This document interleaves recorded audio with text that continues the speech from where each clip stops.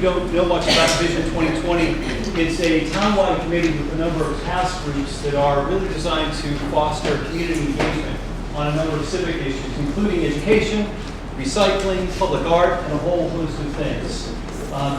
Today's event, it's been an event so far, is really being done in collaboration with the Parents Advisory Committee from the Gibbs project, as well as our school leaders. And thank you all for attending. We've got a number of things to cover with you tonight. I want to start by telling you a little bit about, really, I guess, one slide or two about what we've done with Vision 2020 this year. There's been a number of events. Vision 2020 really got started up again about a year ago with the purpose, really, of focusing on what happens inside the schools. There's so much energy happening around the school buildings and enrollment.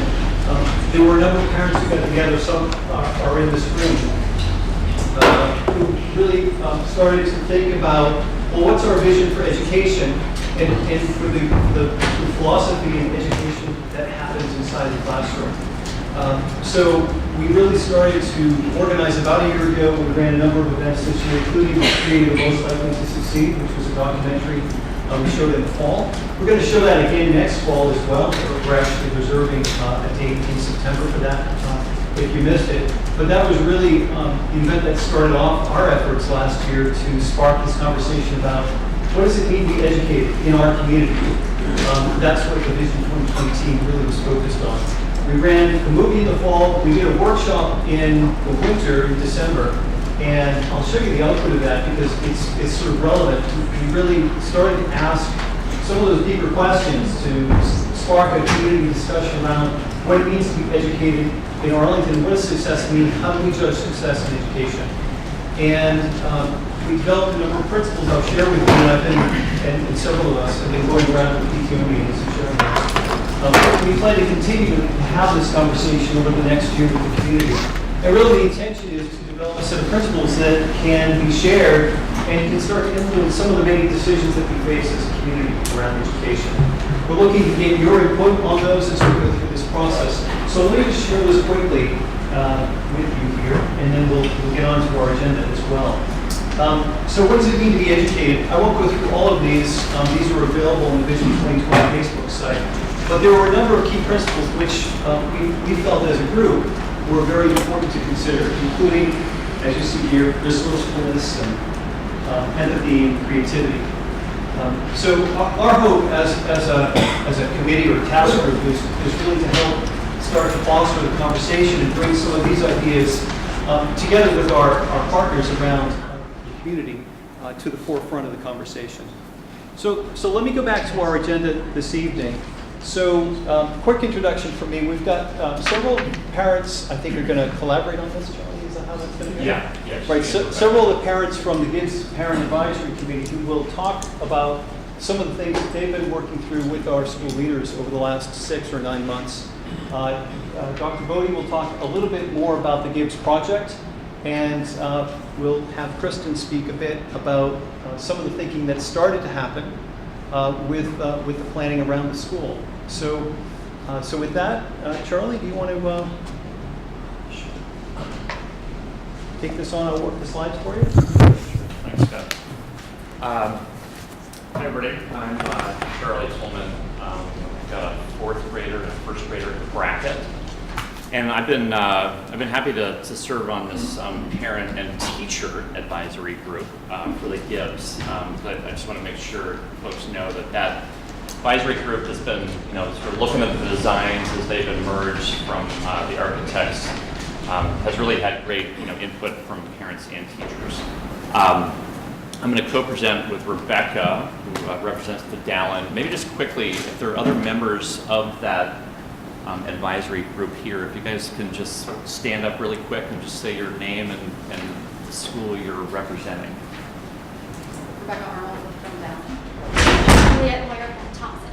And I'm representing liaison for Gibbs. Mariah Terrell representing Thompson. I'm Jane Morgan at Stratton. Great. So that advisory group, it was kind of born sort of early in 2017, sort of following some community conversations that had, been sort of more at the, get input on some principles, and then sort of move into the architectural design phase.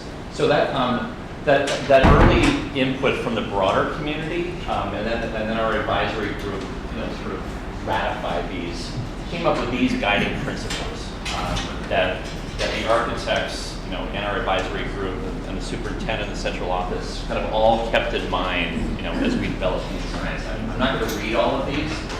I'll just sort of point out the highlights. It's about a creative and visible learning environment, flexible and adaptable, neighborhood clusters of kids, outdoor connections, so connections from the building, through natural light, sort of into the outdoor space, ability to teacher, using, to the extent that we can, green technologies, community access, school as center of community.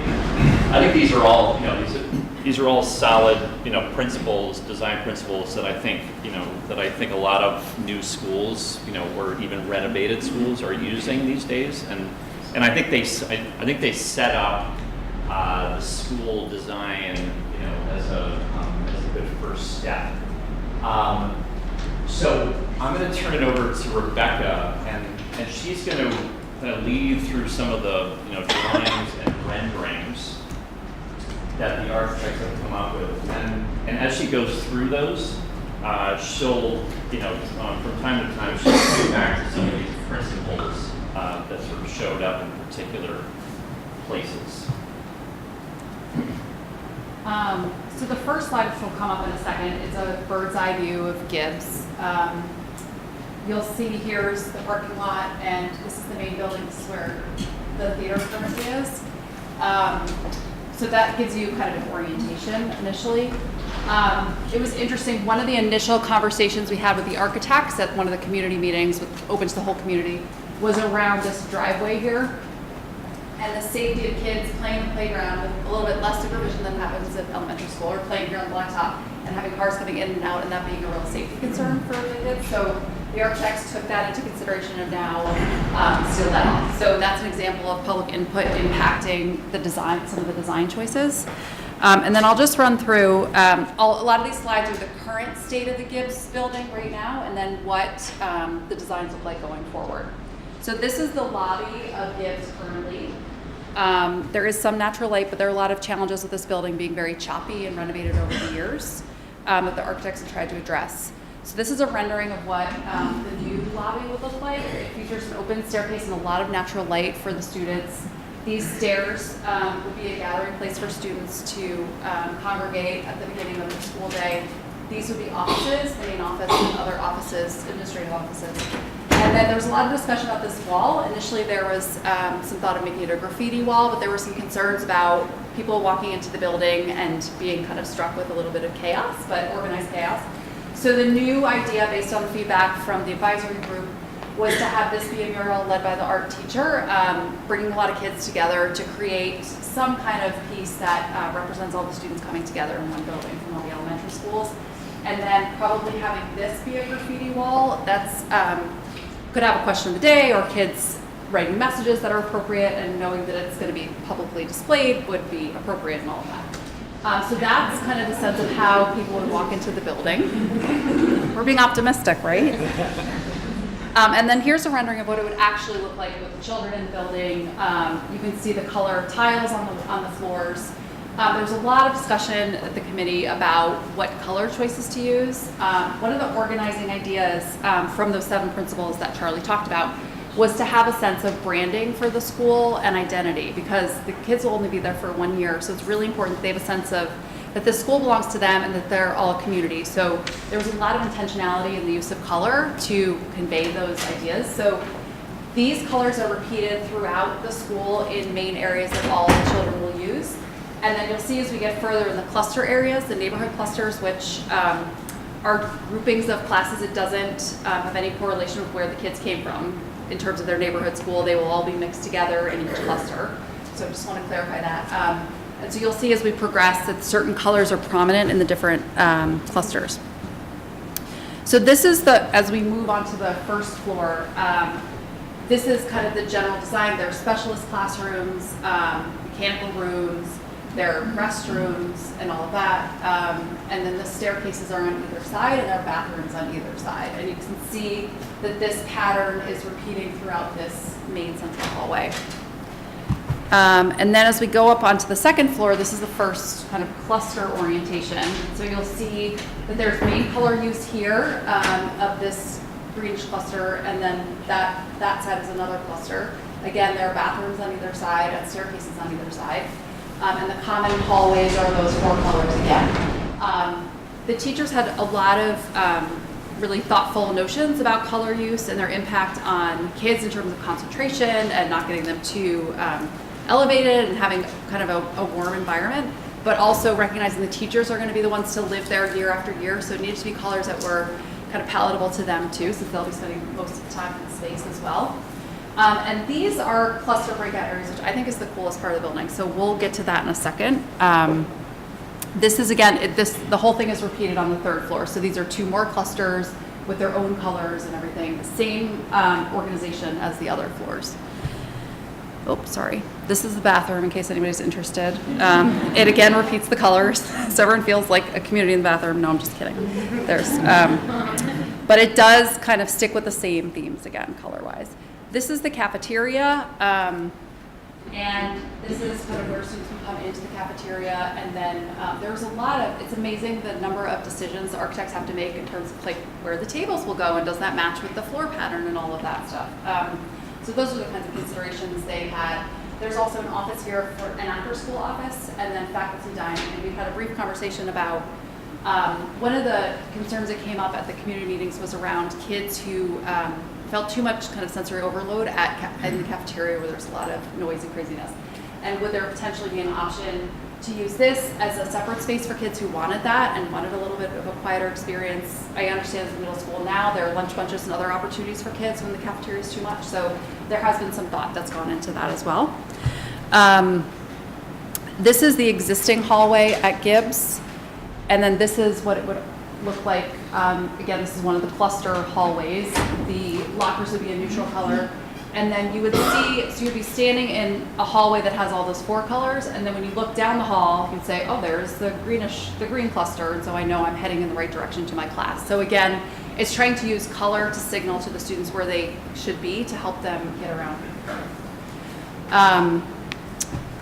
And then this is another view of the hallway, the existing hallway. And then this is one of those breakout spaces I had shown before. And this gets to kind of the building principle of flexible use spaces for the students to use. So this could be small group instruction, kids working on group presentations with opportunities for displaying student work, which is another piece of the building principles underlying this. There's a whiteboard here, and I know there were concerns about won't those kids be so distracted by what's going on here? So the architects are putting in shades so they can be open or closed, again, to allow for supervision by the teacher if they want it, or privacy by the teacher if they would like that. So I think there's really just so many opportunities with this space. And here's a rendering of what that would actually look like with students in it, with a light and everything, and to have a brighter space. This is a current classroom at Gibbs. And then this would be what one of the cluster classrooms would look like. There are a couple of interesting features here. One of them is, these aren't necessarily the desks that will be chosen, but this is an example of a desk that could be chosen that allows for a lot of flexible movement of the desks into various configurations to allow for flexibility in teaching instruction. So that's cool. There's a ton of storage, which the teachers were really happy about. There's color to make it more interesting, and again, nice windows and everything. So those are some great features as well. And here's the Media Center Library, which I think this is actually the carpet that we selected too. And so there's a ton of natural light, lots of space for books. And then there's kind of a tiered instructional area up here for instruction or small group work and all of that. And again, lots of opportunities for natural light too, which was one of the design principles as well. And that is it. I just wanted to point out one quick thing at the beginning, so sorry to go fast through here. So if you notice in this rendering, this is the theater area There was a lot of thought about, one of the design principles was how to make the space accessible to the public, but also have areas that were sealed off to the public because of the history of this building and its accessibility to the public. So the theater is one area where it can be kind of sealed off from the rest of the school if there were an event going on. The gym has other opportunities like that. So that has been another kind of key piece of how the design has been thought about.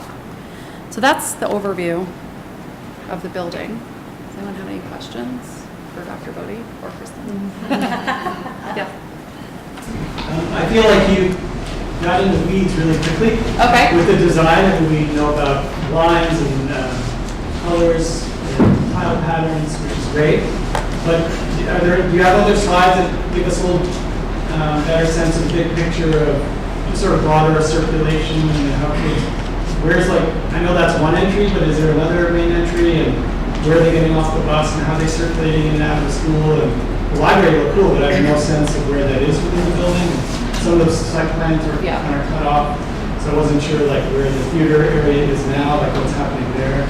Do you have any sort of broader, bigger picture graphics to show us? Not right Maybe here, missed but I something. think Kristen can speak to that. There are others also on the town website if you want to delve in more too into any of that, but I'll let you. We also have some meetings lined up too with the architects for the final stamps to be put on plans. And I believe that meeting is coming up close to the end of school. And so, then we'll have a better idea about making some of those decisions. So what you're seeing now is a good representation of the thought process behind what went into, as you say, in the weeds. There's so much to think about when you're building a new building and you're thinking about kids and you're thinking about the grown-ups that are going to work there. And I came on board after this committee had already started, and so it was very comforting to me when I first went and met with the committee about how thoughtful.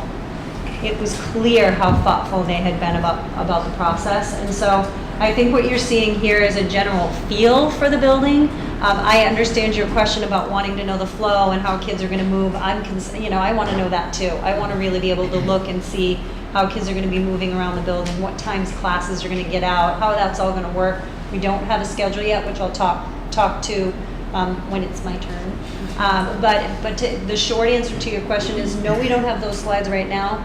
The longer answer is that I'm glad you brought it up. Yes, we're thinking about it, and it will be a good next step around communication. That we're going to be taking some notes here tonight around what our next meeting might sound like, and that's probably something we should include. Hi, I just have a quick question. This might actually be part of the next part of the presentation, but I'm just wondering, you talked about these clusters. Can you at some point talk a little bit about how much of the children's day is going to be spent in clusters versus sort of mixed in and have opportunities to circulate with other kids? Good, got it. Okay. What class? I was just wondering if all the faculty and staff have been hired and how many of them are coming from. Really want to get to my part. Which is great. I'm excited about that. So why don't we want to do the next part and then we'll get to my part. I Let's promise. start I at promise. just building specific questions while we have those slides up. Just in case. Yeah. So I remember in one of the presentations there was a second space that was also then available to the public, I think, to be closed off. Is that still in the plans? Which second I mean, space? so the theater is a space that's available to the public. I thought there was also another space that was then could be closed off, but could be named. It's if you go back here, you see that they put down theater. There is a room that was the theater for children's theater. No, besides the theater, there was a second on the other side at one point. It's a Was that not true? Is that not cafeteria. true? It was It's a 4 cafeteria, classrooms. yeah. Is that not in the current plan anymore? There was on the, not the Foster side, the other side, at one point in the plans, there was a discussion of having another space that could be closed off and would be available to the public. But I don't know if Is that's that in the No. cafeteria or something? Maybe the cafeteria? maybe didn't survive. Never mind. Didn't survive the current. Okay.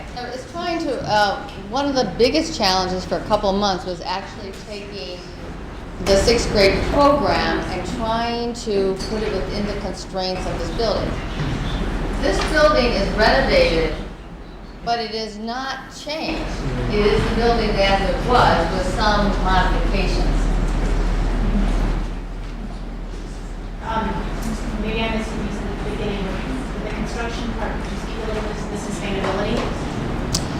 Yes, I did. One of the things that's a bylaw of the town is that you have to be basically green, you have lead points, and that has been a priority for the building. And in fact, it has created some interesting things that we need to talk about. For example, on the side of the cafeteria, there is a lawn area that's about 30 feet wide and about 200 feet long. And we've had some discussions about this is a place where students would come out of the cafeteria and have recess. Well, the issue is how much of that should be maybe asphalt, maybe how much would be potentially turf. And right now, that's not in the budget. But when they figure out the drainage, that really is going to affect our choices, because we have to have a certain level of lead points for those choices. So, and that's happened actually throughout the whole building. There are a lot of choices that are being made to stay within the guidelines that we have to be a green school. So what are you shooting for, lead gold? Well, the lead gold, but that's what we're shooting for, yes. Mm-hmm. Yeah.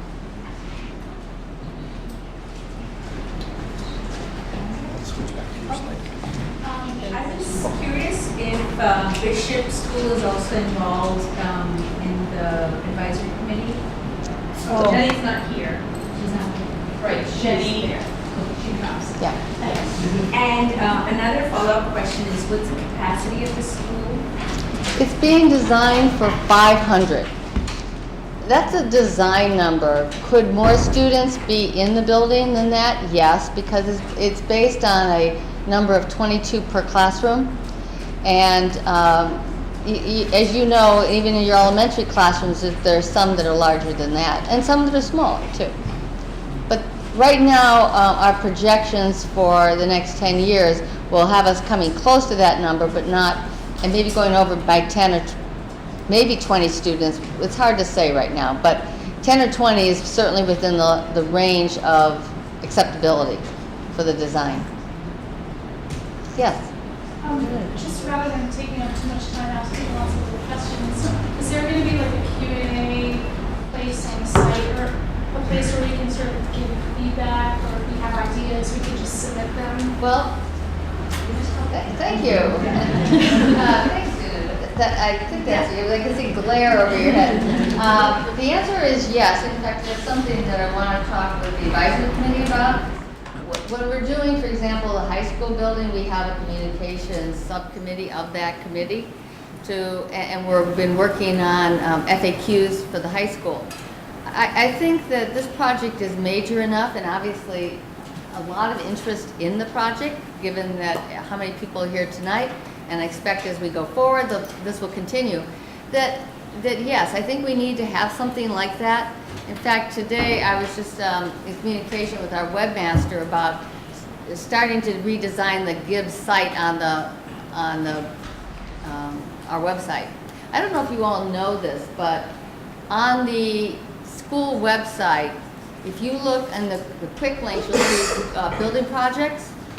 And if you go to that, you'll see information for each one of our building projects if you want to dive into more information. I think there's more that we can get up there, and that's going to be, as soon as school quiets down, this summer arrives, we'll take another look at what more can happen in the way of documentation there. Okay. All right. Well, my part of it is I'm actually going to cede a lot of it, given the time, to Kristen, and just be available for questions. But the next part was what's happening with construction going forward.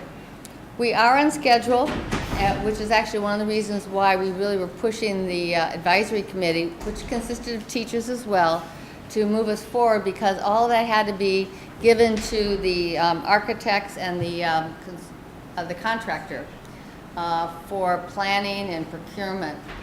So as soon as the tenants leave the building on June 30th, construction will begin. It will be off limits, construction fencing, all of that. And the expectation is that we will be finished by August next year, so there'll be a chance for punch lists and some time in there for unexpected winters, perhaps. But the contractor has been working with us throughout the project. We're doing this as it's called a CM at risk type of arrangement between the contractor and the architect, which means that they're very much with us throughout the whole planning process. So when you do that kind of a partnership from the very beginning, other communities that have used that find that things work much more smoothly, stay much more on time, and that's our expectation. And by the way, that's when we move with the high school, that's our expectation of the type of arrangement we're going to have for that project. So right now, there's not much more to tell you about construction other than it's being carefully planned out, and that the full expectation is that we will be finished in plenty of time for the opening of school. So what are our next steps? There is a lot that we have to think about. The number of details of, for example, transportation. I know that is on many people's minds as to how students are going to be transported to school, where they're going to be dropped off. Are there going to be traffic supervisors to be there? Because one of the challenges with the drop-offs of the building is that if you think of, I don't know if you're familiar with that area, but Tufts, both streets run in opposite directions of what you would want them to be in order to do drop-off. And the only way to fix it, honestly, is to redo every street on the east side of Arlington. I don't think that's going to go over real well. So we are going to adapt to what we have, just like we did with the building. We're going to adapt to it and figure out a good drop-off pattern for both cars and for buses. We have already been working, in fact, a year ago, back more than a year ago, we've been looking at transportation, and in anticipation of that, last year the school department requested an additional bus for our use in the Gibbs transportation, because when our original plan, we basically set up a pickup schedule based on 2 runs, and I think that it's possible to still have 2 runs, but I think we need a closer circle, and so we are going to have an extra bus that's going to be part of the planning. In the fall, what I would like to do is to do a survey out to 4th grade parents. Well, actually, they will be 5th grade parents next year, to ask them what their preference would be. If they were outside the 2 mile, would they use the bus? Some people might not. I mean, this might be on the way to work and they drop off down there by on Mass Ave. That's another issue. We got to think of the crossing guards there as well. And find out, first of all, what our expected usage would be. And then I think we want to take a look at within the 2 miles, if there's any way that we could, if there was interest in a bus that would be a fee-based bus like we have for Bishop, that might be something we could consider doing. In that situation, I'm not sure that we have the sufficient number of buses in the district to do that, but if it was fee-based, we might be able to get a contract with an outside vendor. So these are all things that we have to attend to. There's going to be issues around a schedule, which is, I think I'm probably getting into areas that I'd like Kristen to talk a little bit more about with you, because the planning has begun. And in fact, if there's something that at the end of this meeting you would like to make sure that we address, maybe put it in FAQ, be prepared the next time we meet to have a more detailed answer for you. We'd appreciate getting that information from you. So please do that. Yes? Quick note on the transportation. Has there been any consideration to developing cycling groups and working with the town to provide, better bike routes that the kids could Well, use? What we're doing is going to be reaching out to the traffic, TAC, for a better word, for TAC, the Transportation Advisory Committee, to help us with safe routes both for walking and for biking. And they will be hopefully working with us all next year to do that, because this is, it's something that is going to be important for sure. And the other thing is, how do we set up for people to do carpooling? Is that something the school department could have any role in or not? Is it too much of a project for us? But those are kinds of things we need to take a look at. The thing is, those are side streets, and we want to minimize as much as possible the drop-offs because we're going to get a clog. It's just going to clog up so quickly. And as you know, that in some of the areas around our elementary schools, we really have to get a protocol in place so that we can just keep it moving. So yes, transportation is something we have to give a lot of attention to. So anyway, at the end, if there's anything or if there's any note you want to pass to us, I'd be happy to hear it because we really do want to address your concerns. So I'm going to turn this over to Kristen. For those of you who were not able to come to the evening in which Kristen met parents, I'd like to introduce you to Kristen DeFrancisco, who is the current principal at the Hardy Elementary School. Okay, and will be the Gibbs principal. That's me. Okay. Thanks, Kristen. She'll be the principal of the Gibbs School, and in that role is working with our planning committee, who consisting of teachers in the school, to really look at 3 major areas, which I will let her talk to. And she will probably also be coming to our Gibbs advisory meetings as well as we go forward. And let's turn it over to you. Do you want to do the slides on this? I think Scott's going to do the slides for me, but he also wanted to say something. Yeah, I'm going to do 3 things at once. I'm going to hand out paper to do the slides and make a quick announcement. So I didn't realize that we were going to have Dr. Laura Chesson here tonight because actually I had it on effective beforehand. But I believe, no, I like to bring her. we're thrilled that you're here because I just wanted to make sure that we recognized you and your contributions to the district over these years and the great work you've done. I know you're going to be leading us here. So.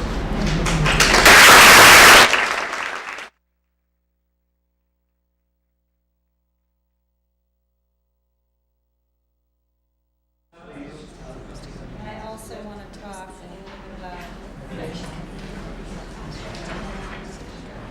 Oh, so there's no slide for that. Yeah. Okay. So I'm going to do.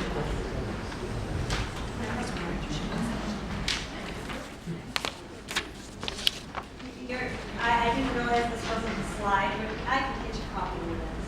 Before I launch into talking to you a little bit about the planning, I'm thrilled about how many people came out. It really speaks to this common thread that I'm noticing as I start this work, and it's the thoughtfulness of the people that are involved in it. And that comes from the teachers that we're starting to plan with, that comes from the administration, and the You're going to need to talk right here. Got it. And the parents. The parents have been so thoughtful about this process and really wanting to be involved.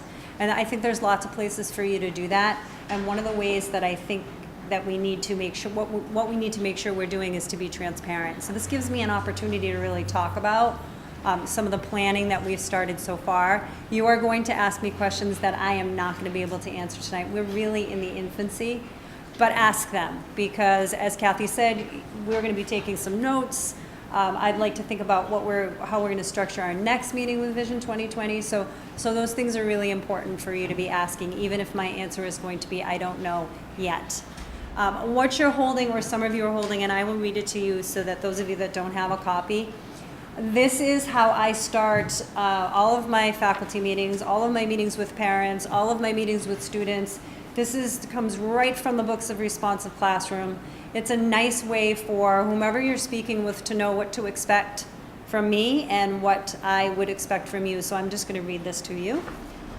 Dear Arlington community, I am excited to meet with you this evening and talk about what we have worked on so far in regards to the Gibbs planning. We've met twice in committees and have more meetings planned. In addition, we have been able to set up a summer meeting. Tonight, you will learn more about our overall vision for this work, our mission, how we want Gibbs to look, feel, and sound, what curriculum experiences we want for Gibbs, and how we are approaching our schedule work. I also hope we are able to get some feedback on the vision and mission of our school. I will share some information about Responsive Classroom as well. This is the work that all teachers will do in order to help students be ready to access all kinds of curriculum. Thank you for your important role in this project as we build a school that sixth graders will enjoy in Arlington for years to come. Kristen. So I hope this gives you a little bit of an idea of what I'm going to do. Before I do that, a little bit about why this is important to me and why I signed on for this role. I started teaching in Arlington in 1997 at Dallin. I then quickly moved to Audison. The sixth grades moved up to Audison at that time, so I went with the sixth grades. In the middle there, I took a couple years off to be home with my girls. Came back to Hardy. I was a third grade teacher there for a little bit, and then I moved to the fifth grade level. The principalship opened up there 4 years ago. I applied for the principalship, and I've been in the principalship there for the past 4 years. So far I've hit Hardy, Dallin, Audison, my kids go to Bishop. I think my goal will probably be to be involved in all of the schools at some point in some way. And that's very much part of the reason why this initiative was so important to me. When I found out we were going to go to a sixth grade school, it didn't take me but a second to know that I would apply for this position. I'm excited about the vertical alignment. I'm excited to bring my elementary work back up into the middle school work where I started my career. And I feel very, very honored that Kathy and that the community has put their faith in me to launch this project. So I have lots of help. There's lots of people, as I said, who are being very thoughtful. So it feels really good to be able to share those things with you and go through some of this process. What you're seeing here is the overarching vision. It was important to me that I went really broad with this because this is going to grow and change. It won't probably look exactly like this when we finish. But it does get into some of those important things that we wanted to think about when we thought about how Gibbs was going to transform how we do things a little bit. We wanted to think about how kids were going to transition into the school, what sets of skills we're talking about that are developmentally appropriate, that are transferable, that they need to be successful, and how they will transition out then again into the 7th and 8th grade. So I will read to you, I'm not going to read every slide to you, but I will read this one because I want you to hear some of the thought behind it. The Gibbs School will be a place where students will transition from an elementary school environment into an age-appropriate 6th grade culture and climate. That encompasses a lot, right? We have to define what that looks, feels, and sounds like. That's part of our work right now. With a safe and supportive lens, students will feel seen. A little explanation about that. Arlington has done a lot of work with schools being safe and supportive. Each school right now has a committee of teachers that are working on what safe and supported means for students, and that runs the gamut. It could be social emotional, it could be academic, it could be cultural. There's lots of discussions schools are having. We have a grant right now that we're working with. Gibbs won't have that because the grant will be over and will already be launched, so that's important that that's there. 6th graders will be afforded rigorous, comprehensive, standards-based, and data-driven curriculum, instruction, and assessment that integrate social, emotional, and wellness support. The words that are there right now, rigorous, comprehensive, standards-based, data-driven, those are words we talk a lot about across the district. It's our responsibility now to think about what chunk of 6th grade is going to be working on that so that there's vertical alignment in the district. And lastly, this will prepare students for a successful transition to the Audison Middle School. So that is our overarching vision that I'm using with teachers and curriculum directors, and I've now shared with you. Some of the words that I saw at the beginning when Scott showed his slide of words that you've sort of landed on, I don't think anybody would argue that those are very important things for a school district and a school to adopt and have, and many of them showed up at the workshop that Kathy and I were at yesterday on personalized learning. Lots of those were identified by superintendents and principals as skills we would want kids to have, to know and be able to do. So I'm interested in looking at that slide again to think about as we look at this vision. Beginning mission statements. Again, this will change, and the mission is a little bit longer than a vision, so we wanted to capture some of the things that we would want to make sure that when you walked into the school, you'd be able to tell. That instructional leaders, teachers, staff, and students and families will be part of a supportive 6th grade school that values the following. And right now, we've divided this into what this means for the sixth graders, what this means for kids. And I'll let you peruse that a little bit. We're thinking about this as a journey.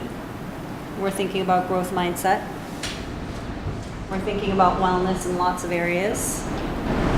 We're thinking about discourse being a priority in our classrooms. We are thinking about elementary core values. We all have them. All 7 elementary schools have a different set of core values that they go by. One school is STAND, and that stands for something. One school is respect, responsibility, and regard. That's Bishop. The other, caring, conscientious, and confident, is Hardy. I can do those because either I have a kid there or I work there, or I can't do it. So we are going to be thinking about, okay, we now need to bring all 7 elementary schools together. What are our core values going to look like that encompass where they've come from? And what core values will be easy for you? You should be able to ask any student in a building, how do things go around here? How do things work? And they should be able to tell you and explain to you what that means. So we want to be really careful about those words we select, which is why there's question marks there. And again, we might even use some of those words that were on the slide from the beginning. So we're really in the beginning process thinking about that. What about teachers and staff? We want to be thinking about our words. That is going to be a big focus of our responsive classroom work. Our words are very powerful. Kids look at adults and listen to adults, and they take what they have to say very seriously. And so we're going to talk a lot about how we use our words. We are going to talk about modeling expectations for students, especially at the 6th grade level. If kids know and understand what you're expecting them to do, 9 times out of 10, they're going to do it. If they don't know what's expected, then we can't say to them, you know that's not expected here, because they don't know that. And so staff is going to be thinking about that. We're going to think about logical consequences and how we work with kids when those expectations aren't met. We are going to be thinking about transferable skills, and that's something that's district-wide. We talk a lot in our district meetings about what are these important transferable skills in all subject areas. And so we're going to define what part 6th grade has in that. Teachers will be helping students set goals, achievable goals, and help students learn how to do that. Important part of becoming independent. Also an important part of individualizing education for kids. We talked about that yesterday at our personalized learning workshop, which was great. Professional development, that will help with all of these things I just said we were going to do. And learning from one another and using a common vocabulary. In my work so far as a principal, that has been the #1 thing that has helped us grow as a staff, is really all being able to use the same vocabulary and deciding what that is and why we want to use that, and everybody uses it. It's really comforting for kids. They know what to expect from every grown-up in the building. So those are some of the things we thought about for teachers. You notice there's not very much on this slide because this is about you all. And so we thought about a couple of things. First of all, it's really important to me that you will all have an opportunity to think about what 6th grade is, should look, feel, and sound like. Some of you may be going through this 6th grade process for the first time. Some of you may have already had a 6th grader. 6th grade is a developmental stage where kids need certain things. And we can expect them to act in certain ways. 6th graders have been around for a really long time. And so knowing what those things are super helpful. You will be part of this parent community of this school for a year. So I need to make sure that I take advantage of that time and plan what that's going to look like for you, and how we can help with your transition in, your transition out, and what you can expect from your 6th grader during that time. It's very important to us as a staff and to me that you have opportunities to attend school events that showcase student work, not just student work you're just looking at, but work that students are explaining how they got there. You know, really being able to talk to you about the process is important to me and important to the staff. I would like to add more to this slide. This is a great place for you to have some input into what we are doing. So your homework will be to think about, what do you want as a 6th grade parent? How do you want to feel? What do you want communication to look like? Those are some of the things that I'm really going to be looking to the community to help us out with, because there's a piece of this you're going to own for a year, and what is the most effective way to give you that piece.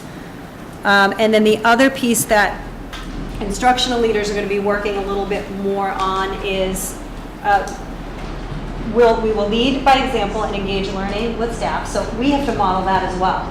So just like that's going to be modeled for the kids by teachers, we need to model it for teachers. So we will work to do that. We will foster a climate where distributed leadership is valued. Yes, I am the principal of the building, but no, I will not do this work all by myself. There are curriculum leaders who know their subject areas very, very well. And I happen to know sixth grade pretty well because I taught sixth grade for a long while. But there's lots to look at when you're in a classroom. There's lots to look at for the kids, and there's lots to look at for the grown-ups. And I would be lying to you if I said that that was a job that one person could do at this level. It is not. And so I will be leaning on curriculum directors. We will be working together. It's important to me that our evaluation standards are aligned and there's alignment there. And so I'm really excited that I get to do that at the elementary level, albeit also very rewarding. It's me and only me in classrooms and giving feedback. And while that's probably one of the most rewarding parts of my job, because I get to watch people grow, it's going to be really nice to share that with individuals and distribute some leadership. And we will communicate effectively with staff, students, and families. And what does that look like? So there's lots and lots to define. As you can imagine, I'm not sleeping much right now. I've got so many ideas going on in my head. What are instructional leaders vis-a-vis Oh, staff yep. and teachers? What is this? Good question. Instructional leaders are department chairs or curriculum leaders. So Matt Coleman is the math curriculum leader. Deb Perry heads up English language arts. Denny Conklin works with our social studies history department. Larry Weathers is our director of science and technology. Dave Ardito works with our art staff, so we'll be plugging into that. We just hired a new music person who's his name is escaping me right now.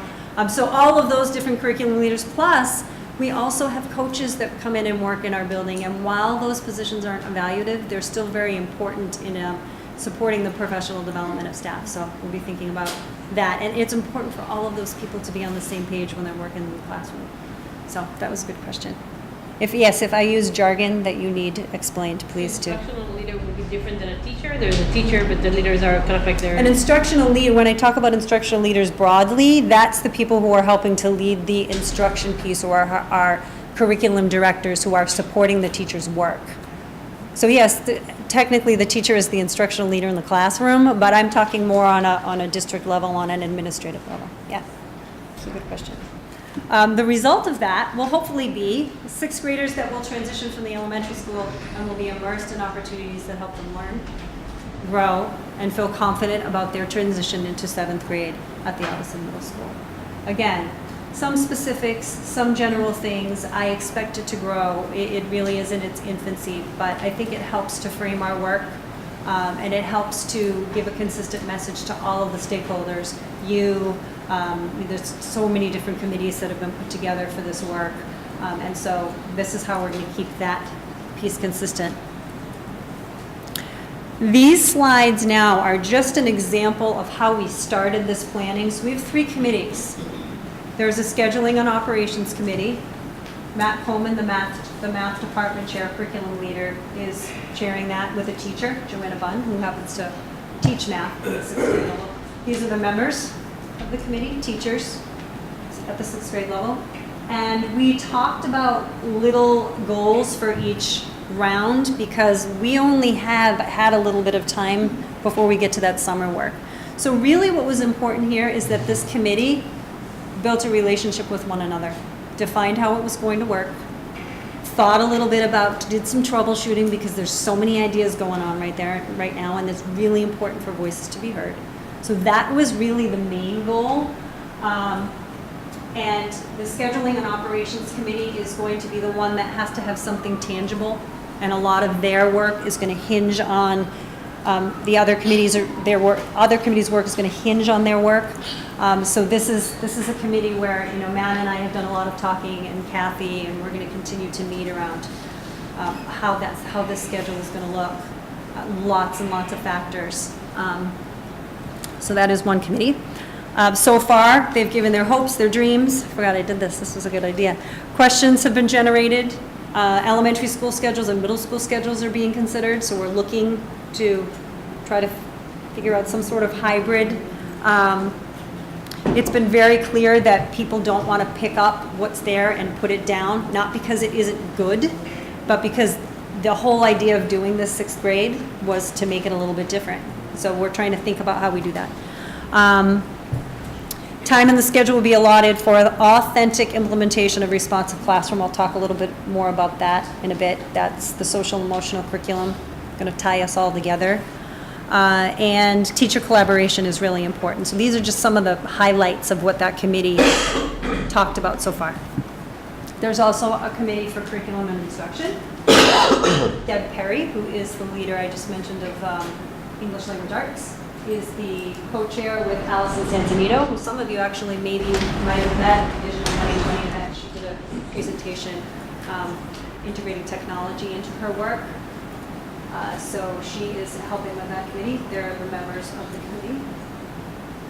And they're thinking about, there's the goal that they're working on right now. They're thinking about those transferable skills I mentioned, how we will get that social emotional work in. Lots of questions. They threw out tons of things. What does balanced assessment look like? How will students be more aware of their own social emotional needs and academics? Because they're getting to that point now where they're starting to govern a lot of that for themselves. Creating classrooms that feel like communities that kids own. Talked about that. Talked about what type of literacy instruction teachers can use to best support literacy in all content areas, because it's a common thread, right? You need to be able to read in all of those things. You need to be able to write in all of those things. Cross-curriculum work, instructional practices that best support social, emotional, and academic success. What does personalized instruction look like at Gibbs? And Kathy and I, as I said, went to that workshop, which was a great introduction. We got our toes wet for sure. And the last committee that we are working with right now is Culture and Climate. This committee was probably the one that got to a buzz early, because they were able to say, well, we want it to look like this, and we want it to look like that, and we want the culture, and we want it to be fun, and we want it to be happy. It was really easy for them to start spitting out all of these ideas. It was very energetic, lots of energy that got me very excited. Denny Conklin is the social studies chair in Arlington. And Travis Woodward teaches science. He is a 6th grade teacher. Those are the members of the committee. Again, we're going to talk about those core values, brainstorm ideas around what our maybe 3 easy to remember words are going to be, how that all becomes part of our mission, and how we think about that growth mindset piece. And growth mindset is something that we talk about at all levels, but really thinking about the things you can do, understanding the things that you can't, figuring out how to get there. Really important for kids to have that and to know that there are going to be things that you need to work on. And there are going to be things that you already know that help you get there. They, of course, were the Culture and Climate Committee, so they were a little bit more touchy-feely. What is it going to look like? What is it going to feel like? What is it going to sound like? So they did all of this brainstorming around this, and it came true to pass that when we did our share out, they were the committee that really wanted to, the scheduling committee had their little presentation, and the curriculum committee talked about all of it, and the Culture and Climate Committee said, we want everybody to get up and put stickers on the things that they like and talk about. So it was very true to, and you know what? It defined how they really loved that. And so it defined how we're going to do a lot of our work. So I know you can't see this close up, but it talks about, we want this place to be happy, affirming. Kids are going to walk in the door and be excited to be there. There's been a lot of thought around that through the art that's going to go up and through the colors that are going to be there, the neutral colors that kids are then going to be able to add the color. Their work, what we present. The kids should have ownership. It should be fun, safe. It should feel positive. Students should sound like positive, mindful, reflective. I am, I feel. These are all things that we want to use to empower kids. And so I was very pleased with the work that came out of this committee. They were true to a culture and climate committee, if I ever saw one. A little bit about the growth mindset. I've said it a couple of times. I just alluded to it again and what that means. It's not only important for kids to have the growth mindset, it's really important for teachers too. This is a big project. You know, this is a big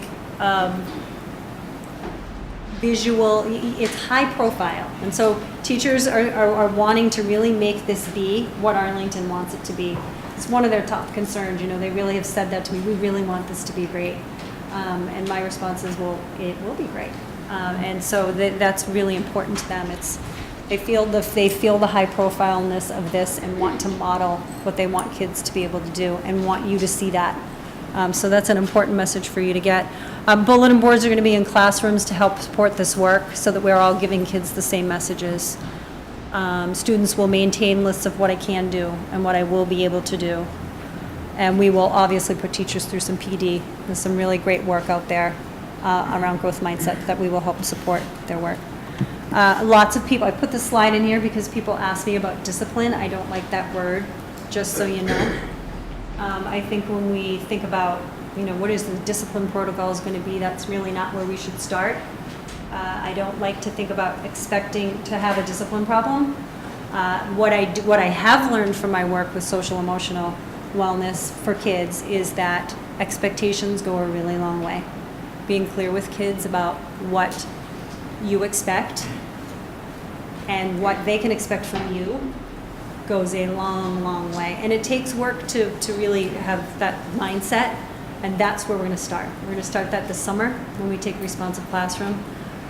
We talk a lot at Hardy about logical consequences. We involve teachers in what those logical consequences look like. We invite children into what those logical consequences should look like. If you break something, whether it be trust or friendship or something physical, you have to fix it. And we figure out how to do that. Punishment is not a logical consequence. And so we will really be thinking about that, and I will support that. Kids will know just the way we do things around here. I say it a lot in my daily work. You know, they go, oh, we're going to have a great day. That's just the way we do things around here. And they internalize that, and they say it. They tell their parents that, which is pretty funny. I think I pretty much... Technology, that's another big question I've gotten. Technology, Gibbs will be using Chromebooks. They will be touchscreen. One-to-one. Will we have some iPads available? Yes, because I think that some special education plans might need an app that's supported by an iPad, so we will have those available, but your child will have a one-to-one Chromebook situation, which is really exciting. And Google Drive, and thinking about how we help children. We've talked a little bit about this, Kathy and I. How do you organize your Google Drive? It's like a binder online, right? I mean, we always teach kids how to organize their paper. So it will be an important mission for us to be thinking about how you organize your Google Drive. You should be able to find what you put in there, like a second time, maybe even a third time and a fourth time. So we're thinking about that. Technology will be a tool, and in order for it to be a tool, teachers need to know how to use it, so we will be providing PD around that, what that looks, feels, and sounds like. And Responsive Classroom. I could do the whole night on this, so I'm just going to give you a little bit of this is one of my favorite things to talk about. I'm going to just give you a little bit of why, how I started to drink the Responsive Classroom Kool-Aid. First of all, it's one of the best comprehensive trainings I've ever been to in the 21 years I've been doing this because of the cohort piece. I don't know how we got this accomplished, but we did, that every single teacher that is going over to Gibbs will be trained Responsive Classroom. Right now, I'm coming from a place where every single teacher is trained Responsive Classroom. I didn't do it in a year though. It took me the 4 years that I was there, and it is an amazing environment to work in and to learn in. I believe in helping kids understand who they are, you know, that metacognition piece, but you don't just do that academically, you do that socially and emotionally. It will give teachers time to really meet with smaller groups of students. Advisory exists right now at Audison, We are not going to have an advisory per se at Gibbs, because this is going to replace that. It's important that those morning meeting groups are small, so we are going to involve the entire building in that. That's part of, one of the most important things we've identified. I'm looking at Alicia a little bit because she's an art teacher, and that was one of the things that exploratory classes talked about being important, being part of that cluster. And so, everyone's going to be trained. There's no reason why everybody shouldn't have a homeroom at the beginning of the day. So we're going to talk about how we work that. Those meetings help kids feel comfortable and safe. They establish how we do things. They start with a letter like that every single day. The expectations for what's going on in the day are very clear to kids. It will give us language. We'll talk about reinforcing language when kids are doing things that we would expect to see. We would talk about reminding language when kids might need a reminder because they need those. They're kids. They're 11. And then we'll talk about redirection. And sometimes you need redirection. I've asked you, I've reminded you, and now I'm going to make the choice for you. And you might need to take a break. And those are the kinds of things that empowers teachers to do in a way that's really effective for kids. Logical consequences will be rolled into that. Talked about that already a little bit. And thinking about energizers and brain breaks in your day. We will be having recess. We're working on our schedule so that we can have a lunch recess. But I want you to know that's the only time that, yes, that's important. You can clap. That's not the only time your kids should be moving around, even if the class is 48 to 55. We haven't figured that out yet, by the way, so if you're going to ask me how long classes are going to be, I don't know yet. But I can assure you that there will be breaks. There will be brain breaks, cognitive breaks.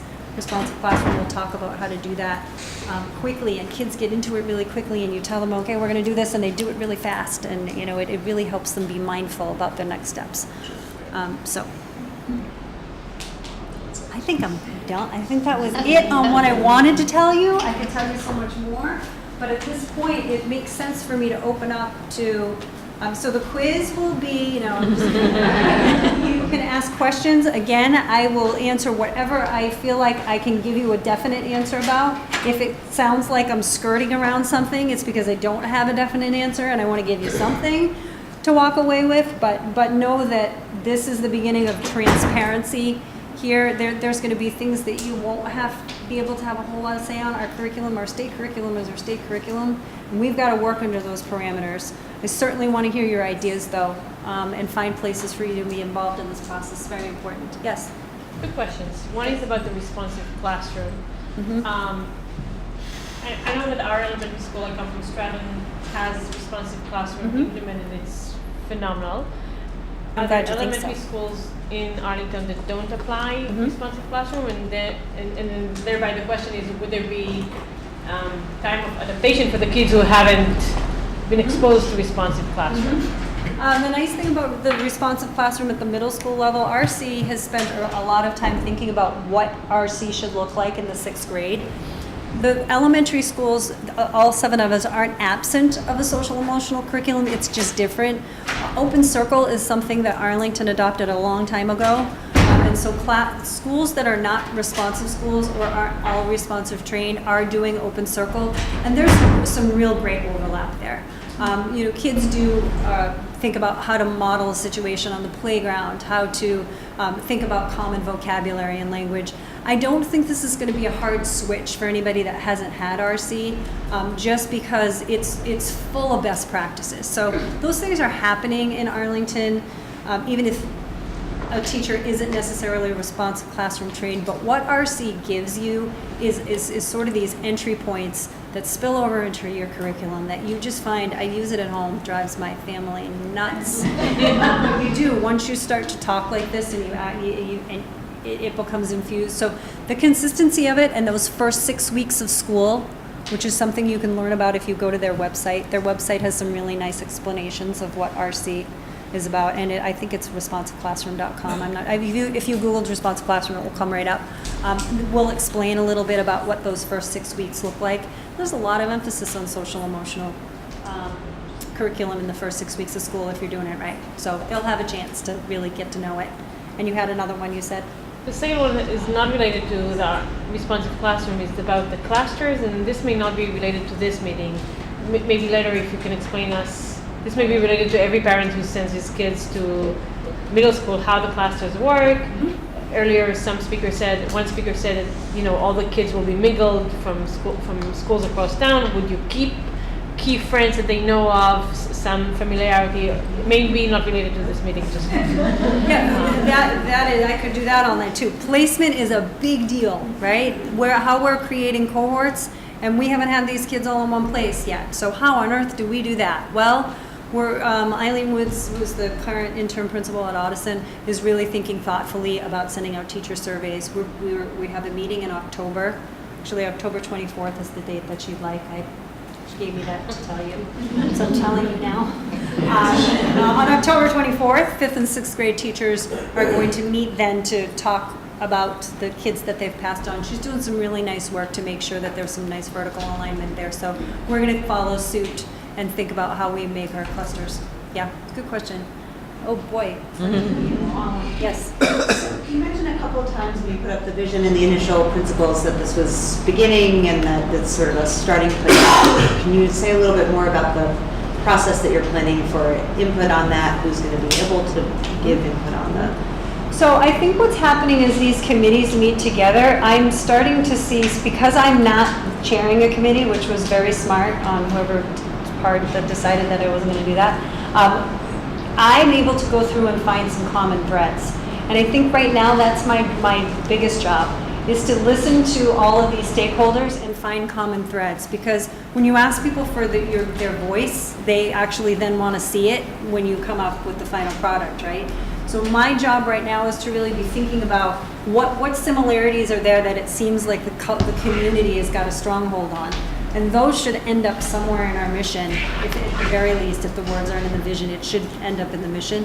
So I'm listening carefully for those things. Also, I think that it's fine to accept feedback from the parent community as long as parents understand that we're not going to get every. I mean, look at this. This is just tonight, right? This slice of that. It's important for you to say it so that we can understand it and know what's important to you. What ends up in there remains to be seen, but I think it's a very careful, what sounds to me like the most important thing, and I'm looking at vertically. Does that make sense? Can I just add one comment on that? That's why we decided to have a representative that's a liaison to every school, elementary school. So a suggestion would be, if you had some specific language or vocabulary, you certainly could send it to Kristen or myself, but you also have a liaison. Could you raise your hands again? These are people, they're not all here tonight, but we can, probably what we should do is have the principal from each school send out contact information for you, and so you can you can have that, okay? Yes. I was wondering if in your culture and climate, and a lot of places, you talked about how the feeling would be and whatnot, and maybe it's in there in the details that I just didn't see. I wanted to see more talked about diversity and tolerance, and I didn't see those words in mission or vision or any of the other details that popped up, so I just wanted to bring it up. I think we've all been quite sensitive to what we've heard coming out of August in the last year or two, and our kids are still in elementary, they're a little more shielded, but they, we talk to them about tolerance and diversity, but as they get older, they need to be able to bring that into their own vocabulary, as you said, with the kind of things we're setting up. And what does that look, feel, and sound like, right? I think responsive classrooms are also going to be a nice place for us to do that, because when you start having those groups at the beginning of the year where you've built trust up, those are big things to talk about with kids, especially when they're around their peers. And so it will be important to build trust up within these little groups so that we can talk about what you're saying. The safe and supportive piece right now is very general, right? And I think what I talked about during that slide was every student needs something different to feel safe and supported. They need to feel seen. And whether that's around culture or whether that's around, like social emotional, someone might be becoming anxious about school, or whether that's academic because kids don't someone doesn't feel confident about their academics. So right now, we're talking about it as that umbrella. That would be one of the specific things, though, that we need to be planning for, and we can help kids feel like they're seen culturally as well. And kids have language to talk about what that looks like. One thing to add to that, and maybe that's part of this responsibility, is that other kids should feel like they can defend those that are also being targeted. And I think that peer support is also very important and the adult support. Agreed. Very hard thing to teach. Agreed. Yeah, and it's hard, and we teach it, and then we expect kids to use it. Very hard thing, very important thing to teach. So yes, I'm glad you brought that up. You're going to remind me about... No, I'm not actually going to remind you about something, but I had a question that was related to your question that was going through my mind, and that was, you know, presumably we're going to be adding positions in order to fill for the school, and I was interested to know what your strategy and plans were to attract more diversity into the Gibbs school than we have represented in other Arlington schools. That's a district conversation too. You know, I think you've hit upon something that we're really working hard. Kathy probably has more data around what we've looked at. Right now, it looks as if this is going to be a carryover from the school. It doesn't look like we're going to have to hire for any positions at the moment. You know, when we do need to hire for positions, there are some things that we're doing, and we're working with human resources to try to increase our pool of diverse applicants as well. And I don't know if Kathy wants to speak to that a little bit. We probably are going to have to hire some people. In fact, I'm working on a budget for that. For example, we'll probably have to hire a nurse and custodian. Yeah. There's people that we also are going to be having 4 clusters. Right now we have 3.5 clusters at the 6th grade level, so we're going to be needing to have additional teachers there. So there are going to be additional hires, and yes, we do have an active way that we try to recruit people of diverse backgrounds, and we'll certainly be applying that not only to the Gibbs, but across the district. And actually, what you should know is that is a district goal. And that has been a district goal and will continue to be a district goal. Okay, thank you. Before I take another question, I'm going to define a little bit what cluster looks like. A cluster right now at the Audison is made up of 4 teachers. Those teachers teach science, math, ELA, so English Language Arts. What did I miss? Social studies, history. But we're also looking at how we make those clusters a little bit more community-based. So we don't want to have the feeling of cluster arts over here, music's down there. So we're really thinking about that cluster model. That's what cluster means when people are saying that. So you get down to this side. I know I'm not talking in the mic over that. Yes. I'm sorry if I missed this in the beginning, but will the ACE program be continuing for 6th grade, and will there be accelerated math in 6th grade? I don't know about ACE. The accelerated math part would be something that we need to discuss with Matt Coleman. I know that right now there's an option for students to skip that 6th grade math and go into a 7th grade math course. Those are logistics that we're going to have to figure out. I'm not going to say no to you because I don't think the answer is no, but I don't know how it's going to work yet. What is ACE? Does that make sense? There would be no ACE. Work my way from this school. Oh, Kristen, somebody wants to know what ACE is. Oh, what is ACE? Yes, ACE is an enrichment program for children. And I don't know how it works at Audison right now, actually. Take it away. So right now at Audison, based on MCAS, well, in the previous years, they've based on MCAS scores, teacher recommendation, and grades in coursework. Students are invited into this course, and that is something that will have to be discussed because that limits the number of students who get that, and there are other ways to offer the same opportunities.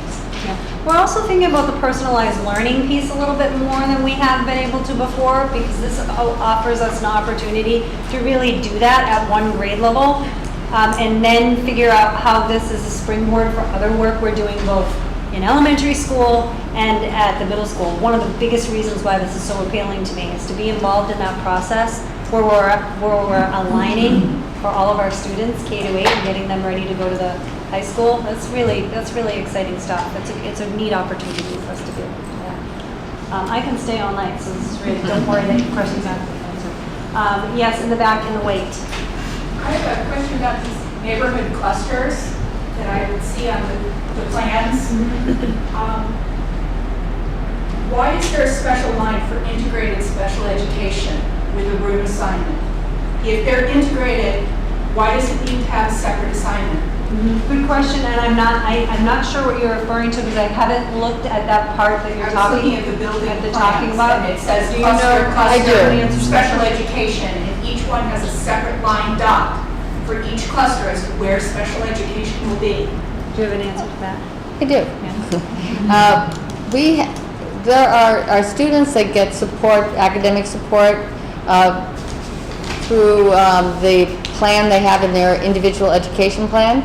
And sometimes that requires that they have pull-out support.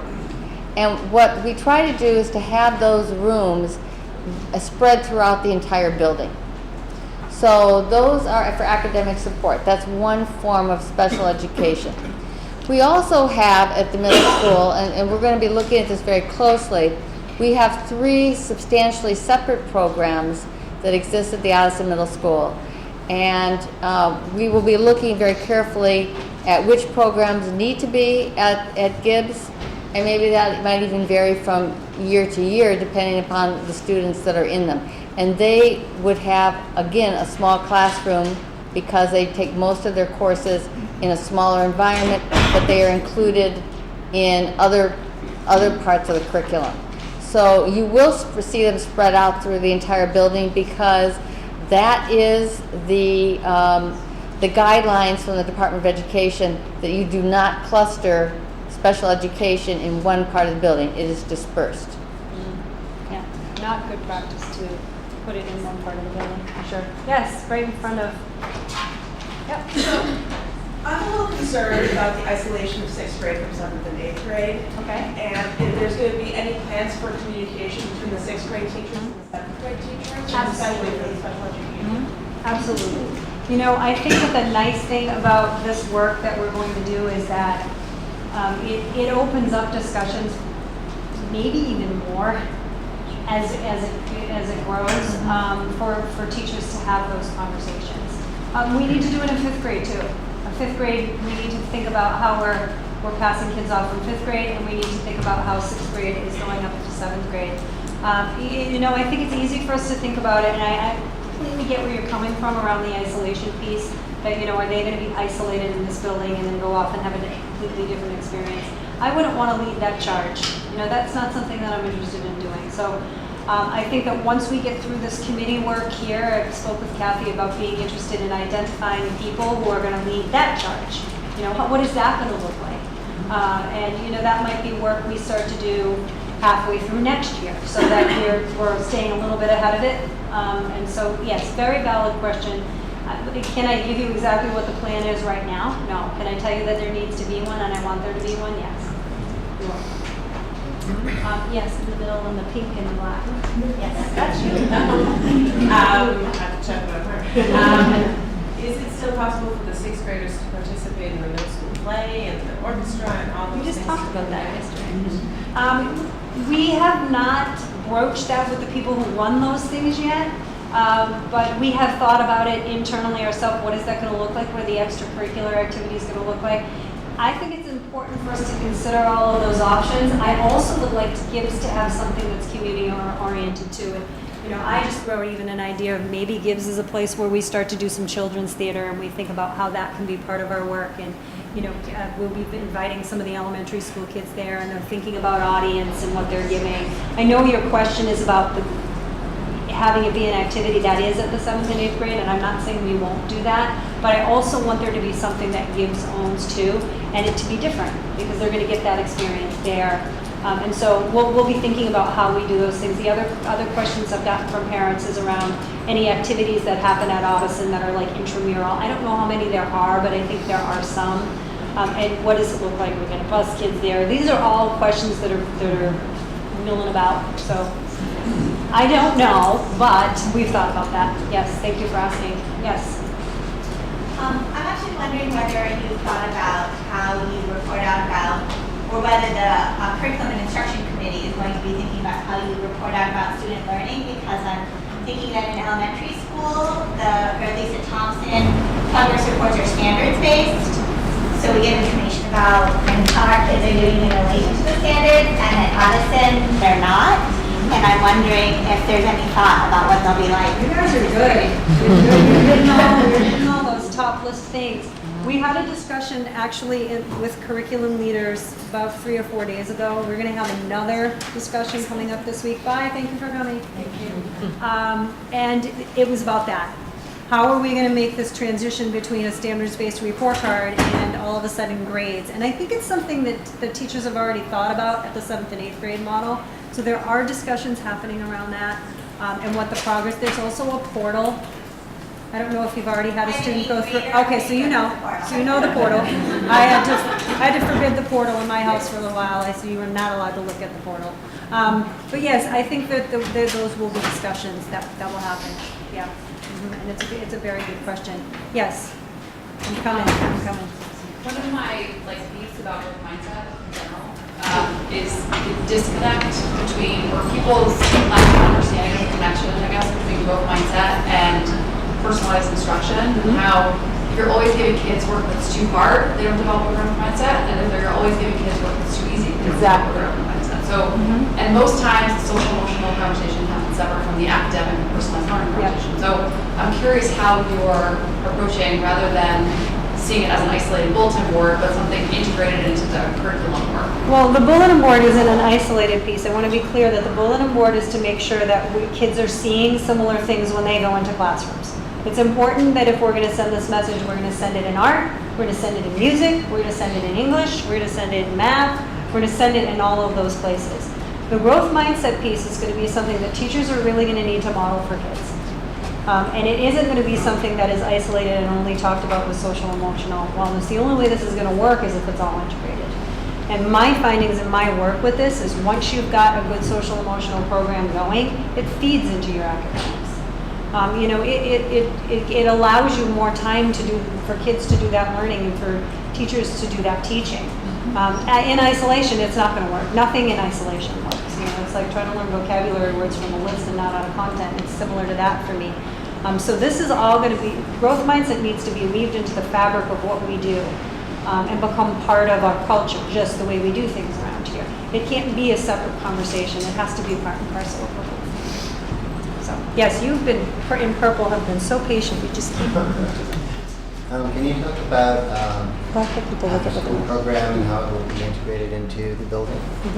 Are we looking at Todd?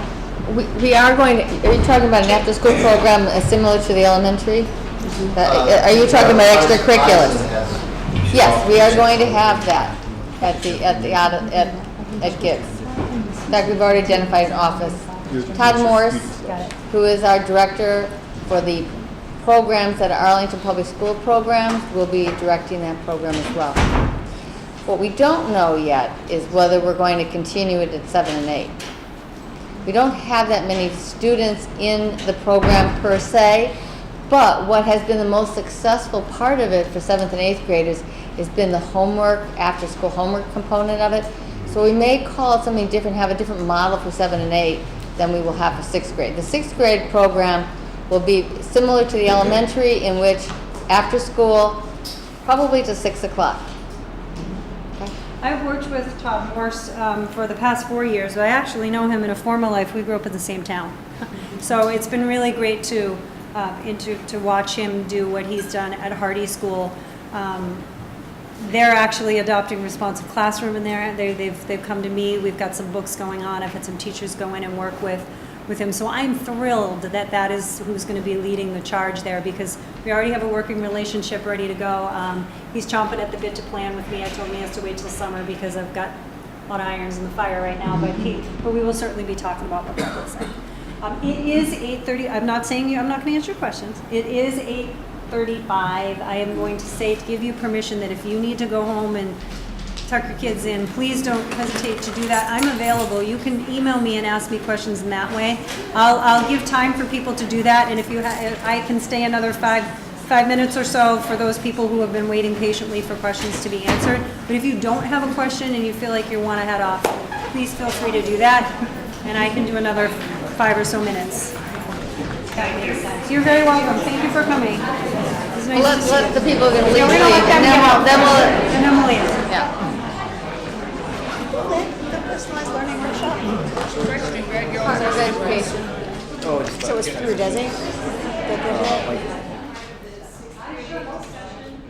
I'm surprised that question didn't come up earlier. I'm surprised that question didn't come up earlier. To be honest with you, homework has been a district conversation for a while, and that's part of the reason why that survey has gone out. So I will definitely be wanting to see what that looks like once we've started to really identify how these clusters are going to work. That will be one of the other things that needs to be a common thread. You know, deciding what kind of homework we should give, what homework is valuable, and you know how that's going to look and sound in all of the clusters. So yeah, it's an important discussion to have, and there has been some thought, and I'm glad you reminded me that surveys were done, because that'll be information I want to see. I'm sure we're going to use that for next year, so I'll be able to talk to Dr. Woods about that. Thank you for asking. Yes. So last year, when like school committee and the enrollment task force were like, deliberating a lot about like, when they decided to use the Gibbs, and it was not yet decided like whether it be like a townwide 6th grade or East Arlington middle school, there were a lot of concerns at the time about the 2 transitions, which you mentioned, right? That like just it's 1 year with 2 transitions at either end, one on either end. So, what's like your perspective on those? Like, how real are those concerns and those issues, and like, what's like your thinking about how to address them?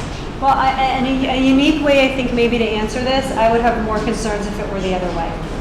If there had decided to be a 6-7-8 and a 6-7-8, I know a lot of towns do it, it's really hard to make that experience the same. And then the parity issue between. It's really hard. You know, I would worry about how, you know, again, you've got 6th grade teachers on opposite sides of the building trying to do the same thing. You've got 7th grade. I know this because I do this every day, right? The 7 elementary schools, we work really, really, really hard to make sure we're giving consistency. And so we can get over the transition part. You know, that part of it we can figure out how to make that appropriate for kids. The other part of it is really hard to do. So I understand it to be a worry, but I think if we've got the right things in place, it's actually going to be better. Like what sorts of things? Well, we talked to 5th grade teachers. The conversations between 5 and 6 happen a little bit better than they're maybe happening now. We're working on that. The 6th grade curriculum, it isn't going to be that those kids are going to be put into a 6th, 7th, and 8th grade school, and the schedule works for 6th, 7th, and 8th graders. 1,300 kids that are moving around that building. That puts a lot of, you know, locks your hands a lot on the schedule piece. Our hands aren't going to be, hopefully, as locked as much, because we're going to be able to do something that's a little more transitional in nature. So you just have more latitude with like your schedule. I'm hoping so. Yeah, good question.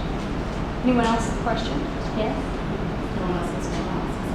I wonder if you guys have talked about grouping at all as a way to address some of the transition concerns, whether that's special or 5 and 6. academic, Oh, or like 6 tell me to more. 7, like an art or PE teacher or a specialist teacher moving with the kids instead of staying in the building, or I mean, whether that's an academic or special. I think, you know, that might be something to look at. I don't think that that's something we would do in the first year. No. And I think part of the reason that is because I really want to make sure that the social, the RC piece and the training piece happens for everyone that's going to be there. And I think we probably have to think out a little bit further if that were going to happen. So if I'm being honest, we have not thought about that.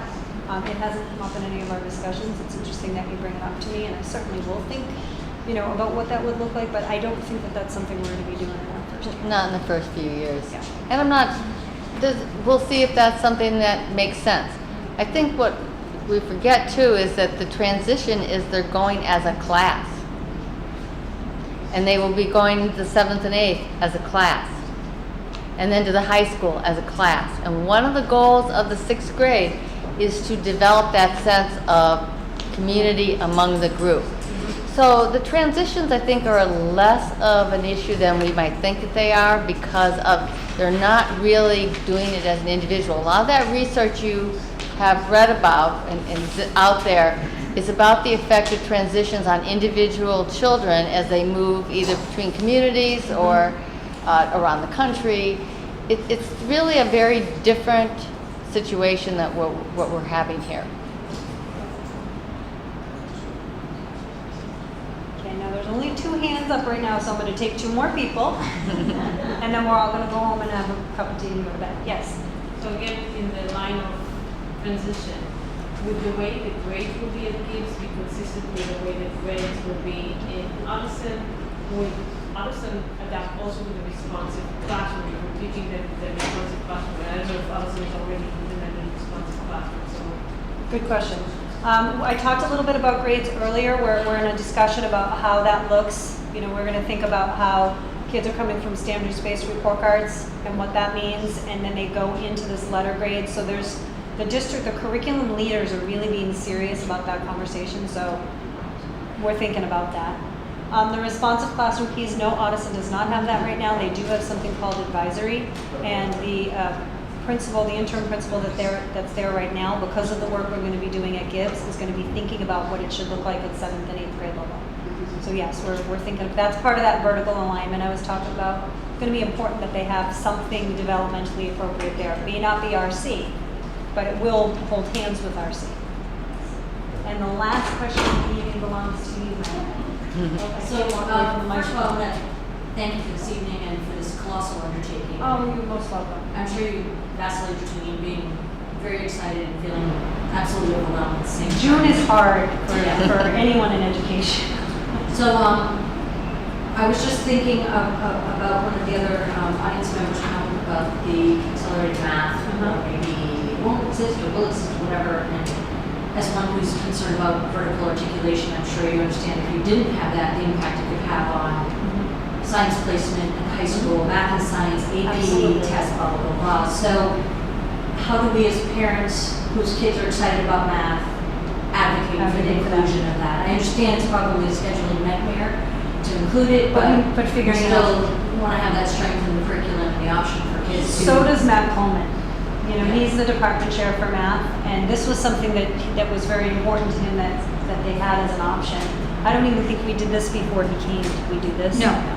So he is very passionate about that. That's not entirely. We did individual students, but we didn't do it at this level. We didn't do it at this level. Okay. And so I'm going to bring the concern that I heard here tonight. You're the 3rd person, actually. Someone I'm walking on the way out said it to me also. So as far as advocating for it, it's important. I can pass that along and be your advocate because Matt and I are best friends real fast. We're working together a lot, and so I'm happy to do that. I also would like to ask him, you know, what would be the best way? Because sometimes they'll say, well, you can email, and then that just looks like an onslaught. And I know that's not what you want to do. I know you want to advocate. So will you send me an email? Sure. And you can remind me, but I will remember to talk with him, but will you send me an email so that I have that?